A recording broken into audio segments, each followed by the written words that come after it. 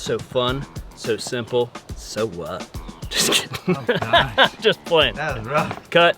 So I think it's fair to say that 99.9% of us have said we've done grilled cheeses, but we were inside, in a pan, on the range, inside, not on a grill, doing the grilled cheese. Now, I also think that grilled cheese should be done on the grill. So today, without further ado, I'm going to implore to your sensibility, let's start doing grilled cheeses on the grill. It's magnificent. Here we go. So there's a nostalgia to grilled cheese. It takes you back to your childhood. It's the perfect example of the melt style sandwich. Thousands of things could go in there. Maybe you like a tomato, maybe you like smoked tuna, smoked salmon, whatever you like. We're sticking with the original, baby, all right? And I'm going sourdough bread today. I really like using sourdough. We're gonna do center cut sourdough and about 1/4 inch thick. I want to make sure we've got good cheese to bread to butter ratio here. And let's go ahead and do 2 of them while we're at it. So that's 4 slices. Nothing crazy.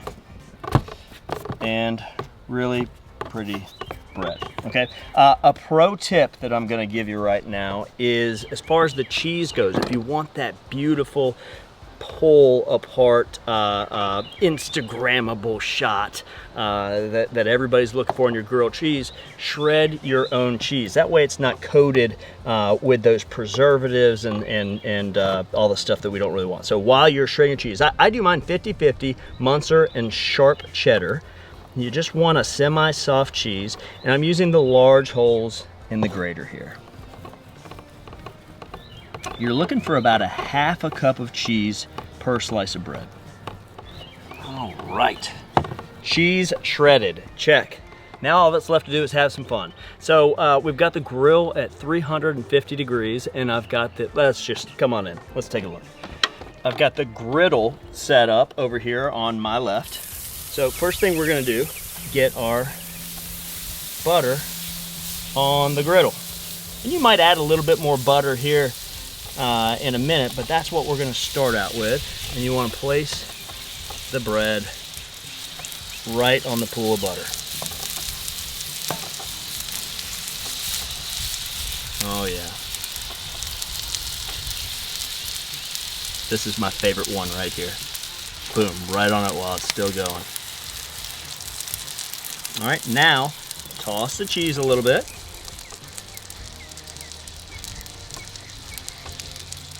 Let's go ahead and flip each piece of bread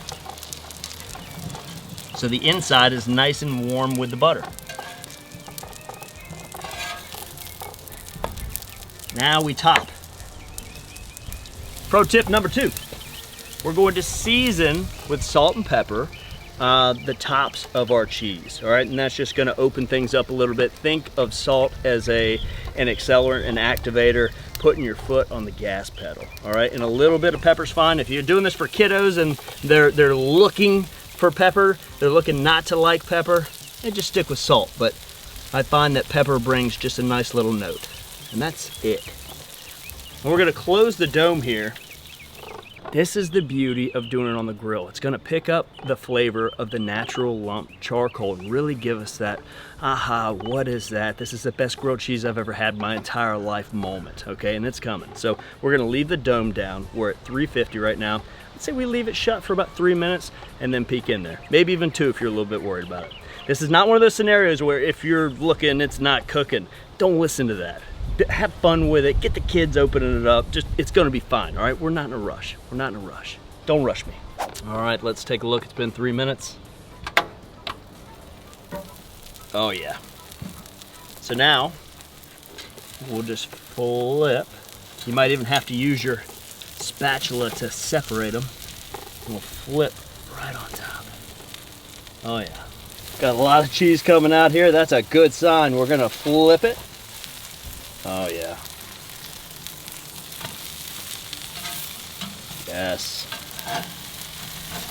And we're gonna flip this one. What a cheesy mess. I love it. All right.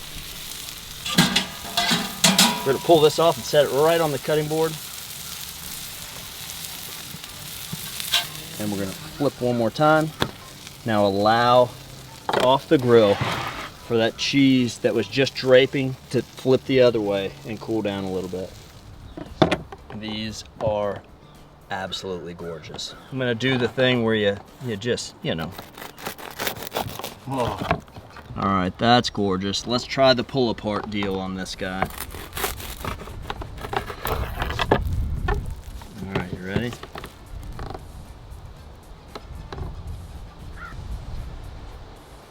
I mean, play the win, play the win. I'm still going. Forget it, forget it. There's no way I'm doing anything with that except, look at this. Beauty. Oh, God, I'm gonna top this. Let's do a bite. And look how the Muenster and the pepper jack just came together beautifully. Every bite's stunning. I mean, you do this once or twice and you will never cook a grilled cheese inside again. It's just too much fun. And get the kiddos involved, show them that pole, catching the wind. Ridiculous. Here we go. Still a bit hot. Yep. Yep. I'll get down on that all day long. How many times have you heard me say, simple things done perfectly win every time?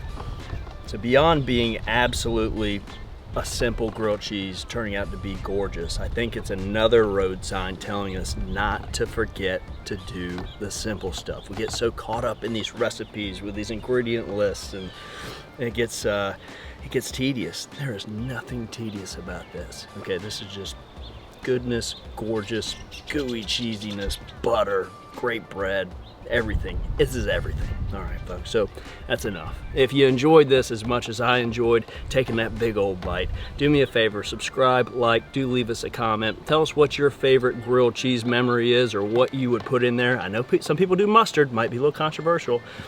Thank you so much for joining us. Cheers and happy grilling.